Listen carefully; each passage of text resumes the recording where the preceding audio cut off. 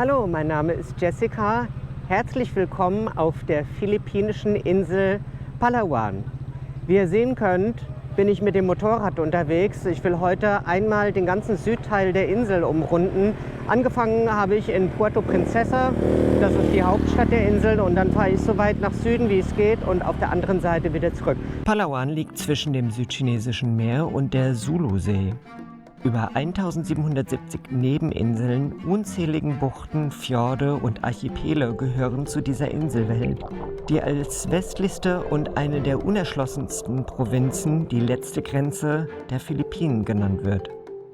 Meine Reise, auf der ich in den kommenden Wochen mit euch unterwegs sein werde, nenne ich deshalb Letzte Grenze Palawan-Reise. Nach 2 Tagen Fährfahrt von Manila bin ich in der letzten Woche in Puerto Princesa auf der Insel Palawan angekommen. Die Stadt auf der Westseite in der Mitte der Insel liegt an der Sulusee. Puerto Princesa, die Hauptstadt der Provinz Palawan auf den Philippinen, beeindruckt nicht nur mit ihrer atemberaubenden Natur, sondern auch mit interessanten Zahlen und Fakten. Etwa 255.000 Menschen leben hier. Die Wirtschaft der Stadt basiert hauptsächlich auf Tourismus, Fischerei, Landwirtschaft und Handel. Der Tourismussektor hat in den letzten Jahren einen bedeutenden Aufschwung erlebt, wobei der Puerto Princesa International Airport als wichtigster Verkehrsknotenpunkt dient. Die Stadt ist führend im Umweltschutz und erhielt mehrfach Auszeichnungen für ihre Bemühungen zur Müllreduzierung und Nachhaltigkeit. Dieses Engagement spiegelt sich in der Sauberkeit und Umweltfreundlichkeit von Puerto Princesa wider. Unübersehbar geht es hier sehr entspannt zu und der Verkehr ist moderat. Wenige Kilometer außerhalb liegt die Iwahig-Gefängnisfarm. Das Gefängnisgelände erstreckt sich über eine beträchtliche Fläche, auf der landwirtschaftliche Projekte betrieben werden. Meine erste Station, das könnt ihr im Hintergrund sehen, ist die Gefängnisfarm von Palawan. Hier arbeiten Strafgefangene in relativ offenem Vollzug auf Lebensmittelplantagen, Gemüse- und Obstplantagen. Ich gehe da nicht rein, weil das würde eine ganze Weile dauern. Ich wollte es euch aber mal gezeigt haben, dass es hier sowas gibt. Es ist quasi eine Touristenattraktion, aber ich muss weiter on the road. Die Insassen haben die Möglichkeit, in der Landwirtschaft tätig zu sein, was nicht nur zur Selbstversorgung des Gefängnisses beiträgt, sondern auch rehabilitierende Aspekte hat.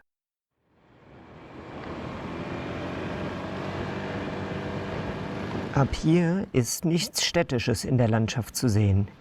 Rechts liegen über einige Kilometer im Landesinneren leuchtend grüne Reisfelder, hinter denen sich die Berge dunkelgrün erheben. Im Südwesten von Palawan thront der majestätische Mount Mantalingahan als höchster Gipfel der Insel, der mit seinen etwa 2085 Metern eine anspruchsvolle Herausforderung für Bergwanderer darstellt. Beiderseits der schmalen asphaltierten Straße begrenzt dichter Busch die Sicht. Dann fahre ich durch eine kilometerlange Allee von hohen Bäumen, deren Kronen sich über der Straße berühren. Ihre Stämme sind zusätzlich noch von Schlingpflanzen bewachsen, sodass ich durch einen kühlen, dunkelgrünen Tunnel fahre. Die Strecke verläuft geradeaus und nach den ersten 100 Kilometern mache ich im Schatten einer kleinen Bambushütte eine Trinkpause. Ja, hier gibt es gar nichts zu sehen, aber ich muss einfach mal alle 100 Kilometer Pause machen. Das habe ich mir selber versprochen, um auch immer ein bisschen was zu trinken, weil das habe ich mittlerweile gelernt, beim Motorradfahren in den Tropen dehydriert man während der Fahrt. Dann bekommt man auf einmal so ein komisches Gefühl, als hätte man einen Kater. Das kann ich ausschließen, ich war gestern brav, aber man bekommt Kopfweh, wird höllisch müde. Natürlich schwitzt man die ganze Zeit während der Fahrt, aber durch den Fahrtwind merkt man es nicht. Aber es ist schon knallheiß. Immer wenn man mal ganz kurz anhalten muss oder nur langsamer fährt, dann ist es schon immer eine Bullenhitze. Also deswegen alle 100 Kilometer mal eine Trinkpause machen und mal die Beine ein bisschen ausstrecken. Mein Highlight auf den letzten 100 Kilometern war auf jeden Fall dieser verwunschene Zauberwald. Das war ja wirklich wie so ein grüner Tunnel. Ich bin mal gespannt, was noch kommt. Lange darf ich mich hier nicht aufhalten, weil ich habe noch ein paar 100 Kilometer vor mir. Wir hören uns also noch ein paar Mal.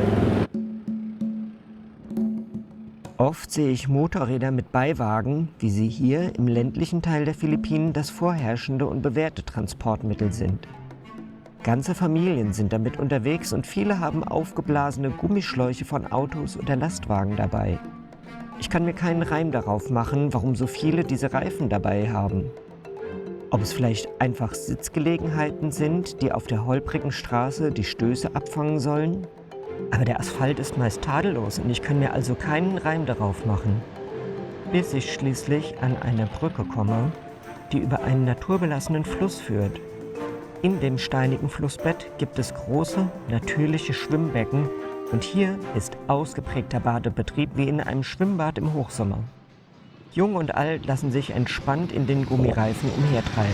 Und ich habe mich gefragt, wo die Leute mit diesen ganzen Gummireifen hin unterwegs sind. Es waren unterwegs ganz viele Motorräder und Autos, wo Leute hier so aufblasbare LKW- oder Autoreifen hinten drauf hatten. Ich konnte mir überhaupt nicht vorstellen, wozu. Die gehen hier baden.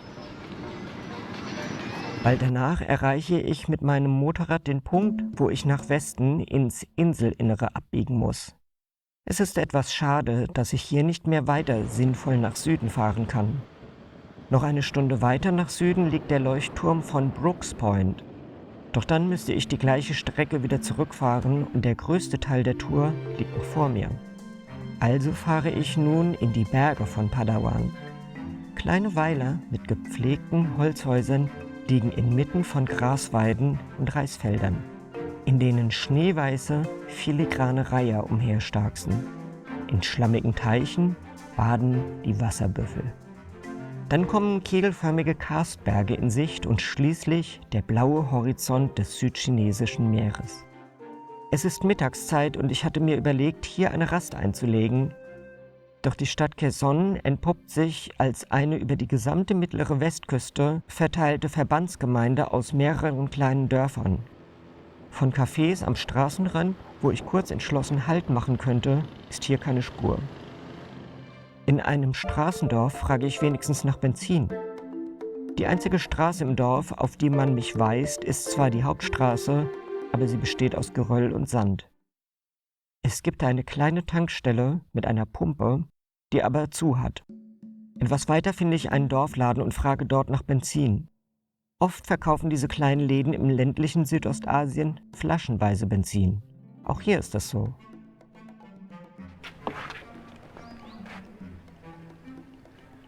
Jetzt mir fast der Sprit ausgegangen, aber in diesem Dorfladen gibt es zum Glück noch 1-2 Fläschchen Benzin für mich. Es sind schon 100 Kilometer vergangen und mehr, seit ich den letzten Stopp gemacht hatte.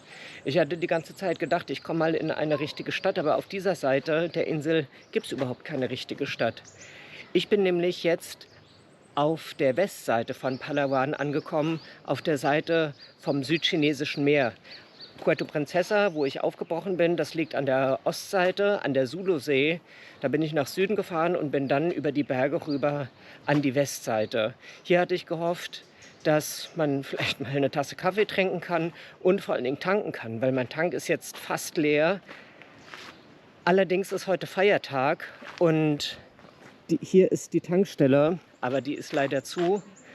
Und deswegen musste ich jetzt hier in diesem Dorfladen die gesamten Spritbestände aufkaufen. Die sind allerdings nicht so groß, die bestehen aus 2 Litern. Das bringt mich aber hoffentlich irgendwo hin, wo ich wieder Internetverbindung habe und die nächste Tankstelle ansteuern kann und dann auch irgendwann wieder den Weg zurückfinde nach Puerto Princesa. Das könnte allerdings noch ein Weilchen dauern. Auf der Ostseite von Palawan gab es überall Tankstellen, weswegen ich mir keine großen Gedanken gemacht hatte, ob und wann ich das nächste Mal tanken kann. Doch auf der Westseite ist mir seitdem keine einzige mehr begegnet und der Tank meines Motorrads war schon fast leer gefahren. Bevor ich auf Tour gehe, schaue ich mir meine Route immer auf einer Karte an, sodass ich aus dem Kopf in etwa weiß, wo ich langfahren muss. Das mobile Internet rund um Puerto Princesa war einwandfrei und so zeigte mir Google Maps zusätzlich zuverlässig meine Route an.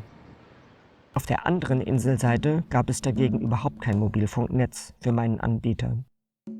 Mit meinen 2 Litern Benzin komme ich aber erstmal ein ganzes Stück weit. Wasser habe ich noch genug dabei, deswegen besteht hier kein Mangel. Und nach Hause finde ich auch irgendwie. Denn zwar bin ich mitten auf einer Dschungelinsel, aber es gibt nur 2 Richtungen. weiter oder zurück. Also fahre ich weiter. Es ist offenkundig, dass die Westseite der Insel bei weitem nicht so entwickelt ist wie die Ostseite. Die Straße ist schmal und manchmal auch einfach weg. Dann fährt man zwischen wassergefüllten Löchern über eine immerhin trockene Erdpiste, bis irgendwann wieder ein Stück Asphalt kommt. Schon die ganze Fahrt über hatte ich mir gewünscht, dass mein Motorrad mehr Leistung hätte als die 125 Kubikzentimeter Hubraum, mit denen ich unterwegs bin. Jetzt wünsche ich mir das erst recht, denn ich fahre nun eine schöne Kurvenstraße mit wenig Verkehr. Hier würde ich mit mehr Power deutlich zügiger vorankommen und das Fahren würde auch mehr Spaß machen. Ich gebe also Gas und hefte mich an das schnellste Motorrad auf der Strecke als Schrittmacher. 8 Stunden bin ich nun schon unterwegs und jetzt würde ich schon gerne bald mal ankommen. Durch das kleine Wettrennen mit dem Vorausfahrenden komme ich aber gut voran. Bald wird die Straße vierspurig und dann erreiche ich die Stadtgrenze von Puerto Princesa. An meiner Unterkunft fahre ich vorbei bis hinunter in die Bucht von Puerto Princesa, um die Tour voll zu machen. In dem geschützten idyllischen Naturhafen liegen zahlreiche kleine Handelsschiffe vor Anker. Ja, und da bin ich auch schon wieder zurück im lieblichen Puerto Princesa. Schön, dass ihr mit mir unterwegs gewesen seid. 300 Kilometer sind wir durch den Süden von Palawan gefahren, von der Sulusee bis an das südchinesische Meer und wieder zurück. Ich hoffe, ihr hattet ein bisschen Freude dran. Wenn das so ist, dann lasst mir doch bitte ein Abo da, da würde ich mich sehr darüber freuen. Mir tut nämlich nach 300 Kilometern der Hintern deutlich mehr weh als euch bestimmt vom Zugucken. Das ist doch auch was wert. Also macht's gut, wir sehen uns beim nächsten Video.